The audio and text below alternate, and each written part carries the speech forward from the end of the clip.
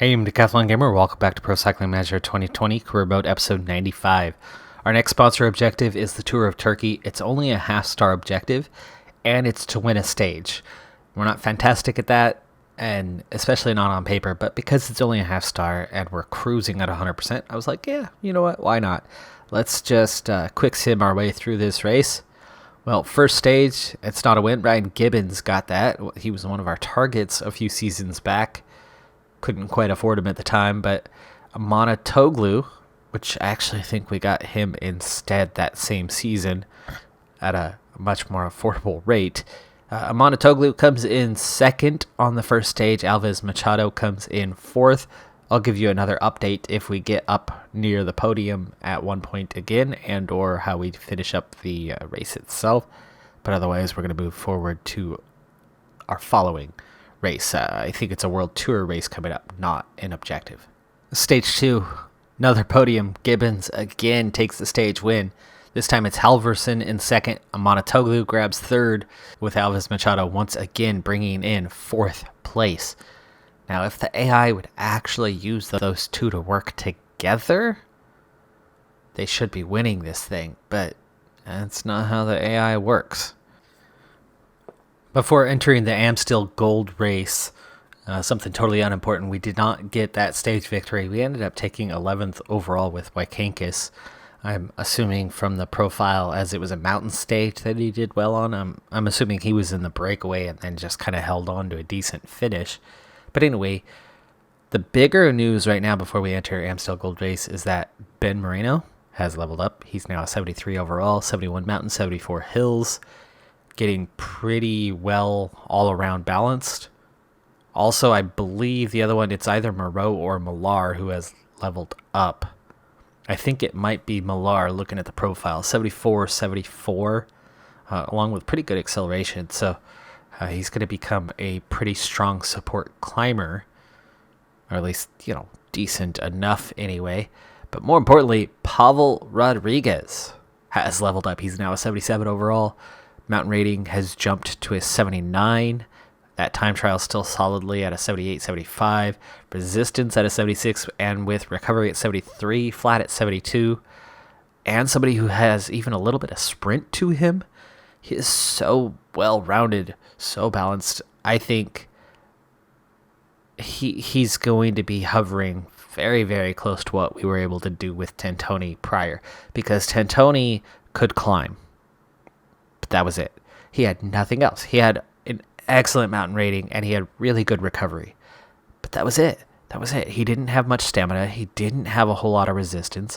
So you got to say that Rodriguez, while a few points behind on the mountain rating, makes up for it with the stamina resistance boost that he has compared to Tentoni, to where they're about even there. His recovery, not as good as Tentoni, but he's got to be there or thereabouts in every other way. He's got a better flat rating. He's got better sprint capability. He has a much better time trialist that I think he's got to be as good, if not better at this point, as a GC contender for us than Tentoni was 2 seasons ago. And he's aided by the fact that there's a lot of decent climbers now, which was something Tentoni never had the advantage.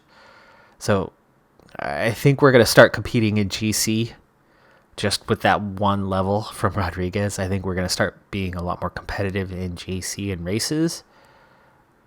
And then we're already punchy. Our classics, depending on the classic, is tolerable. And our sprint has become tolerable. So we're getting much closer. We still need to fill a couple gaps. We still need one marquee signing or a crazy amount of develop. We have a whole team of 73s now. But what can we put with those 2 77s that we have? Right? That index is looking pretty good at the top. Mishik Smith, already a 70. He was a 69 just a little bit ago. So our last man below the mark is already now above the mark. Johnson's the last one at a 71, and he's got good potential, so hopefully we can get him coming along. But this is becoming a pretty competitive team. Of course, we've been competitive depending on the race already as it is. Capable of World Tour competitive. I think we're in pretty good shape for next season if we can find that missing piece that we need to get us back into the World Tour. Into the Amstel Gold Race now. There's been plenty of rain in the early stages. Weather's pretty nasty, leading to a lot of negative race day conditions. Moreno's got a -5, so terrible draw for him. Millar -3. Most of the team members were supposed to have a -1 today because of the weather. Eric, but things worked out for him. He's a +4. He's looking like our leader for the day, along with Wykankis. Wykankis, just a little bit punchy. The only sprinter we have that is on the punchy side. That is why he is here. If we could get him through towards the end, he would definitely be a favorite with his sprint capability. For Mark, the other potential leader, and Carlos de Mello will be kind of that last support guy. We're hitting the high point of the day right now. There's not a whole lot of climbing to do from here on out, but this is a crazy, crazy long race. The Amstel Gold Race is 256.4 kilometers in length, so there is a good solid 100K of degradation where your stamina really, really matters. So the Moreno, who's okay, a 73 normally, right now is just a 65. We can expect that a lot of riders, including Moreno, will get nowhere near the end of this race in the Peloton, regardless of what the pace is. It's just going to be relentless at some point. And right now, actually, the pace is pretty hot. It's always a little harder to tell when you're going ×8 speed. But looking at their speeds, 50 plus kilometers per hour on the flat. Okay, I guess that was slightly downhill, but they're definitely going up tempo right now as we get into the final 90 kilometers. Already 6 riders out the back. They are going to be never seen again. They are way too far gone. And I think those numbers are going to start dropping. You can also see that we are beginning to fade a little bit in position due to the tempo, so we need to speed up a little bit. Just to 80 though. More riders dropped off. So not burning too much energy and trying to stay near the front is going to be important for the next little while. Not a lot of climbing for the next 20 kilometers or so. Gentle uphill slope, nothing too steep. We have a couple steeper sections coming up. The pack is putting the squeeze on the breakaway. But you can see ahead of us what's going to be intense, kind of the halfway point between here and the finish. That's where this race is really going to pick up, and that's where we're going to need to change this around, protect. So Berwick, Moreno, Millar, they are starting to hurt. Here's the first of those 2 little uphill sections. Not going to up our tempo just yet. Still on conserve mode. I like that the Peloton's already shrinking though. Breakaway's gap is getting very, very small. Jack Haig among those who were caught up in that one. And now we're seeing the uptick in tempo here, so it's time. We're going to go 85. We're going to gel up on Millar and Moreno before too long here. But this is a slightly more calm section for the next bit.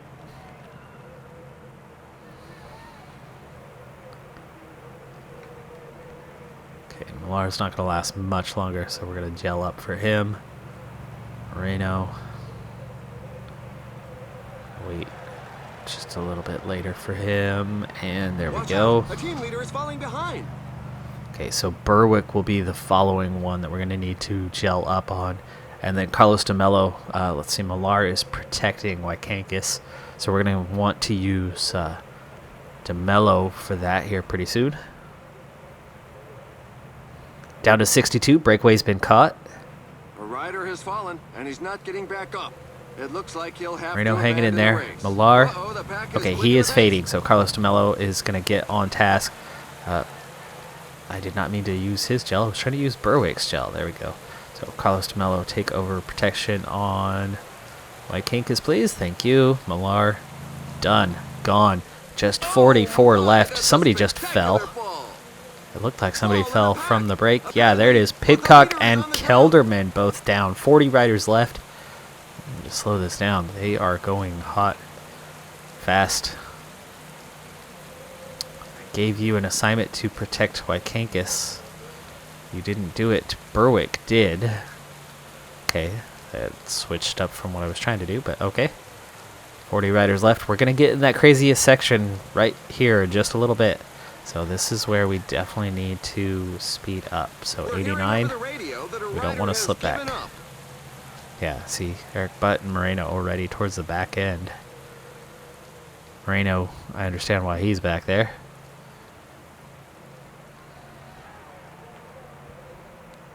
Just 35 left. And here we go. The 3 hardest climbs it's in such percentages right now. that the strongest can create some gaps. Berwick going backwards, I can see why. Moreno going backwards, I can see why. Peloton for the moment has reconnected. But there you go, it splits off again. Now just 24 left. But don't you start dropping back. Okay, we're seeing a little attack from this group right now. A small group of riders are trying to get clear of the bunch. Okay, we're hitting the top of this. We got another big one coming. This is our time to respond. 35k to go. Wykankis, you're gonna follow. No, you're not. You're not. I think we're gonna take Eric Butt and then Wykankis and then Vermark. Carlos Mello. He's a little further back, so he needs to go hard initially. 95, we don't want to get dropped. 19 chasing 4. It's now 16 chasing 4. Oh, come on, Carlos de Mello.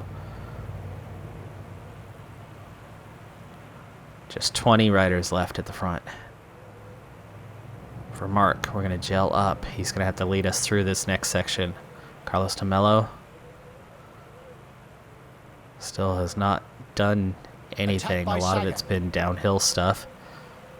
All right, on to for Mark, and we set ourselves up. The hardest climb of the day coming in just a moment. Mark, come on, Wykankis. Pull through, pull through. Here it is. Hardest climb of the day.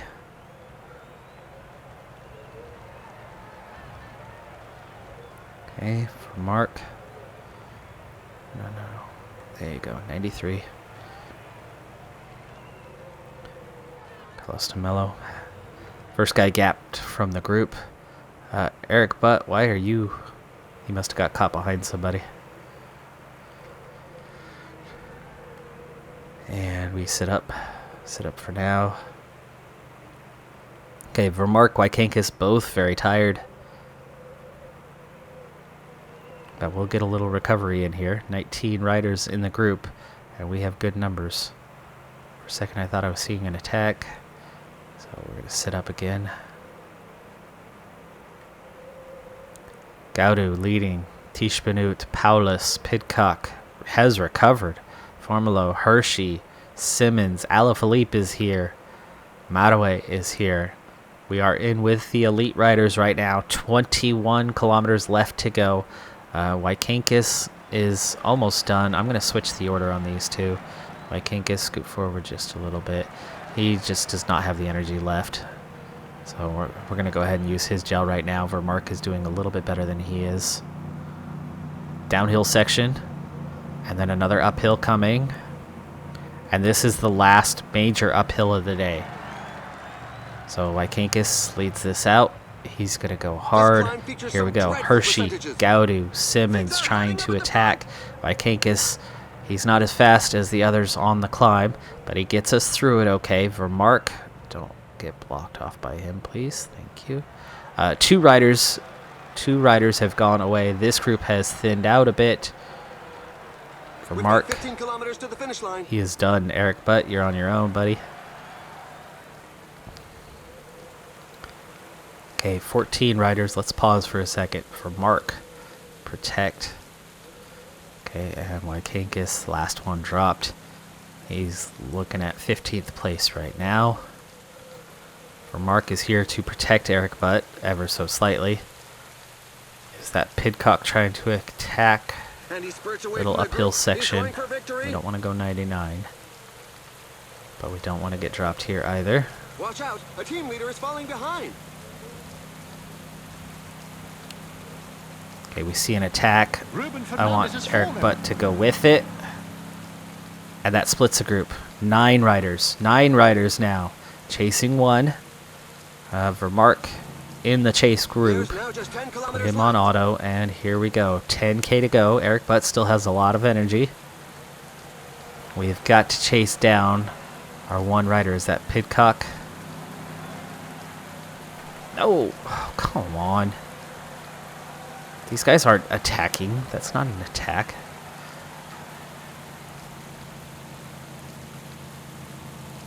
Alright, we're in. We're in. There's the next attack. There's a lot of tired legs in this group. There's 3 getting away. Are they responding to me? But they didn't respond when those guys attacked. 6K to go. Another attack. This time it could go all the way. Only 5 kilometers left. Not sure how well I can beat these guys in a sprint. 5K to go.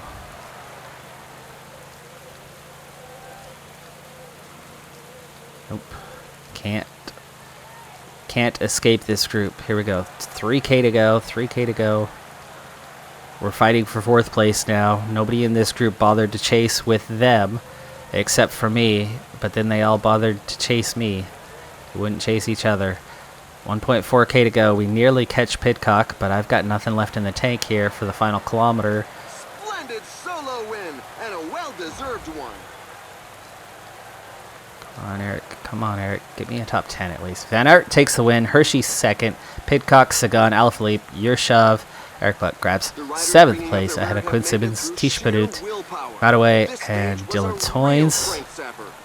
Vermark comes into the line 14th. Here is Wykankis to outsprint all but one guy. He slips one spot. It's Ciccone who beats him out. He takes 16th. So three guys in the top 20 is pretty dang good. 19th is still available, but Carlos de Mello has nothing left and is at the very back of the group here. He's not going to beat any of them, I don't think. 32nd, yeah. Group of 12, and he was there. Umberto Zeta just finished 20th. He should have done much better. Holy cow, he should have been right there in the final group. Bad day for Zeta. A group of riders has come a cropper. First 2 players that I go after in the dossiers, the return of Amanatoglu for one thing, but Gazzoli, Michel Gazzoli, sprinter, 73.81, not the greatest, but it's that 76 that I'm after, and it's still a difficult prospect for us. We don't have a high enough profile to attract too many riders, and he's got a decent amount of interest, so he should be an easy target. We should be able to get him to 100%. Wouldn't be too costly for us of a target. The one I really want to go after, though, Milton Hargill. Now, we targeted him in the past. He has some, I think, lingering interest, or just because we were originally a U.S.-based team and still technically based in the U.S. He's more interested, but Milton Hargill, 79 Mountain, is awesome.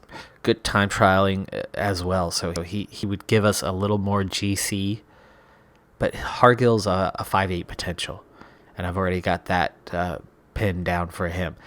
A lot of points, but high enough interest. If one of these guys are in our affordable range, that becomes a pretty easy signing. And then, of course, there's the prospect of re-signing Amanatoglu. I was keen on finding a classics rider, and I did find some guys that were technically classics riders, but lacked the cobble rating. And that's something we really need, right? We need a cobble guy who can climb a little bit or can sprint a little bit, unlike the 2 cobble guys that we have right now. Didn't find that. until we already got down to the point where we're at Amanatoglu. At least not in the range. Points are still a bit of an issue for us, as a lot of riders aren't too thrilled about joining our team. But you can see it's not like it was a year ago, right? A year ago it was like 80, 70 points for the top riders. Now it's 40, 30. It's getting a little more manageable. David Gaudu is interested in joining us. Yermakov. I mean, look at Yermakov. 85 mountain. That's insane. 83 downhill. 82 stamina. Needs a little more resistance, though. But that's crazy. And look who's up there in 81 now. Umberto Zeta. Available. Contract's coming up. 30 points. Doesn't want to come back to the team, though. He's at that 0-15% range. But 83 flat, 79 cobble, 84 stamina. Good hill rating. Can climb a little bit. I mean, oh my goodness. It would be so nice to have him back. He was 79 when he left us. He's an 81 now. One of the best in the world. And we're going to miss out on that opportunity to bring him back to the team, at least at this point. Maybe down the road. There is Gianpaolo Tentoni also. 30 points, no interest. He is a 78 now. He was a 77 when he left us, so he really has not developed that much since leaving us. So Bahrain development team haven't done that well with him. You can see his resistance has definitely improved, but his recovery is right about where it was. His mountain rating, that's exactly where it was, isn't it? I think that's exactly where it was, so no change there. Just a couple points of resistance and like 1 point of recovery, I think, is all he's gained in 2 years.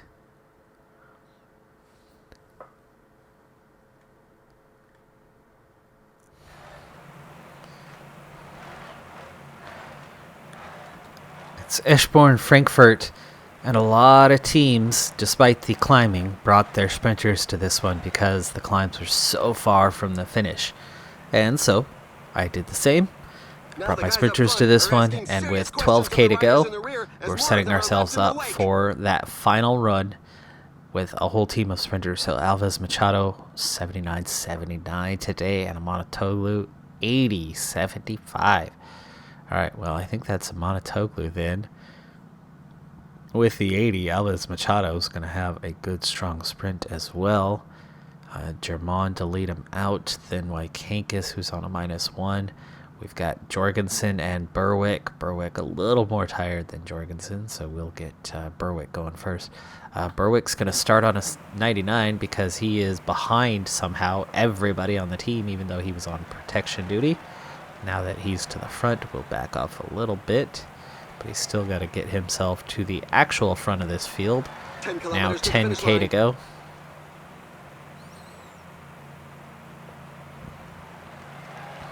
Road's not that wide through here, so we got to be careful. 8K to go, and he's still not totally out front. So we need to speed up a little bit more. Peloton has split because of the pace. Jorgensen, get ready. Kankis, get ready. Okay, on to Jorgensen now. 97. 6K, that's time for the gel. We're seeing an attack here from Dylan Van Barl. Not too worried about that. We will catch him. 4K to go. Time to go 99 the rest of the way. And Wykankis, we need his speed coming through here. Already getting a lead out. Theo Daly going a little bit early there.